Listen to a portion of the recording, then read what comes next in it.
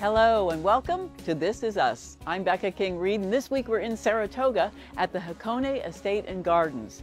This is the oldest Asian estate and gardens in the Western Hemisphere. This traditional Japanese garden was inspired by the 1915 Pan-Pacific Exposition, and it's a real Bay Area treasure.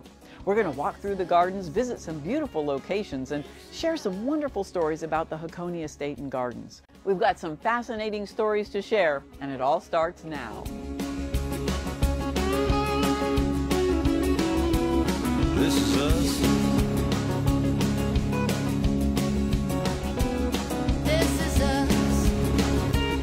This is us. Welcome back to the Hakone Estate and Gardens. I'm with Lon Saavedra, and Lon, this is such a peaceful spot and so beautifully maintained. And tell me the idea behind this garden. How did this get here? Well, Mrs. Stein founded Hakone in 1915. Mrs. Oliver Stein was the leading founder of the opera, the San Francisco Opera. And in 1915, she sailed to Japan, inspired by the Pan-Pacific Exposition in 1915, and toured around Japan. And there's a hotel called the Fujiya Hotel in Hakone, Hakone Fuji National Park, and that's where the inspiration for her built these gardens. There's the bamboo garden and the Zen garden, private garden, and a number of tea gardens. Wow, so she was really inspired, and it all looks very, very authentic. Yes, it was built in the Meiji period. That was just after the Tokugawa period, where Japan opened up to the West. And she was probably one of the, at that time in America, that was very popular to build Japanese gardens. It was actually called Taisho chic. That was a style in the sort of the Japan's Roaring 20s, they called it. So this is actually the only garden to survive World War II in the Western United States. All of them were destroyed. And it's the oldest estate and gardens in the Western Hemisphere, Japanese estate and gardens in the Western Hemisphere, as designated by the National Trust for Historic Preservation. So we're really lucky to have it here. We're very fortunate to have it here. Now we're standing right on a lovely bridge, and I know that this bridge is oriented in a particular celestial way. Tell me about. So the bridge, the waterfalls behind us, and the moon viewing house form a triangle. The base of the triangle is an isosceles triangle that is towards Polaris, the North Star. And you can see, standing at the base of the waterfalls, there are two stones that point directly toward the North Star. So we're set up to look exactly to the north, and the island is headed to the east. Tell us about that. Yes, the Turtle Island is shaped in the form of a tortoise with the head facing towards the east, swimming towards the east, towards the rising sun. It's a lovely setting. And he's swimming through this fabulous pond filled with beautiful koi.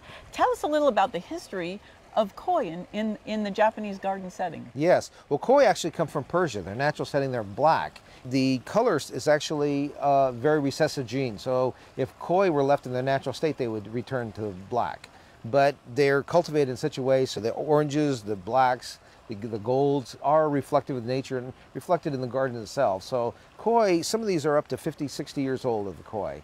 They're quite a resource that we love to maintain and showcase beauty. The unique, each one has its own unique, just like a thumbprint, just like a human being. They have their own unique markings. And there is one that has a really special marking. Tell us about that lovely white. Yes, we're lovely. The Japanese actually appreciate it as we do. It's all white, and its head has the orange.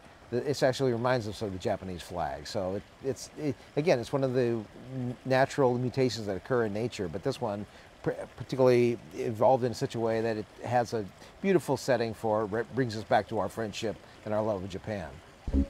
Welcome back to the Hakone Estates and Gardens. Lon Saavedra and I are on the balcony of the moon viewing house. That sounds so exotic. Tell me about the moon viewing house. The moon viewing house is one of our prime views of Hakone. You can see most of the hill and pond garden from this view, the Engawa.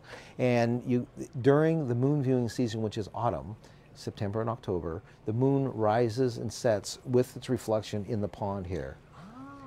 And so we have normally very special celebration for that, especially with some of our friends from Japan tend to be here at that time. We try to do a special gathering and special music, dance, and other kind of traditional ceremony celebrating the moon, the harvest moon. Well, that's fabulous. So you can just watch the moon travel the sky, but in the pond, on the As it's surface. reflected through the pond, it goes across. You can see the turtle, the island with the turtle swimming to the east, and as the moon sets throughout the full moon season time, That must it's be lovely. lovely. Yes. Now, I know that this house was built in a special way with no nails. Tell us about that. Yes, it's built with tenons and joinery. It was the kind of traditions you have in Japan. Japan, like California, is very earthquake prone. So you don't have the heavy stone, you don't have the kind of material that is a challenge in an earthquake environment. When there's earthquakes, the houses tend to be much more durable and stable in that way. So they have a little give. Yes. Yeah, well, it's very clever. Now, there are other homes here, or other buildings here on the estate. Tell me about the lower house. The lower house was built in 1922, and that Mrs. Stein, again, it was Oliver and Isabel Stein had built this estate back then, and it was where they would stay. And they would have entertain guests. They have a lot of prominent people from Japan, performers and artistic people. And that was actually had a form of passive solar that was built at that. It had a little bow of trees before in the entrance area. It was a lovely building at that time. And we'd be able to just restore that. It's actually just been restored. So it has this natural setting. Now, no, the garden is so authentic that it is a place, a choice for directors to shoot movies here that take place in Japan. Tell us a little bit about that. Yes, this was one of the prime film sites for Memoirs of a Geisha, a 3-time Oscar-winning movie. It was filmed here throughout the month of January and part of February of 2005.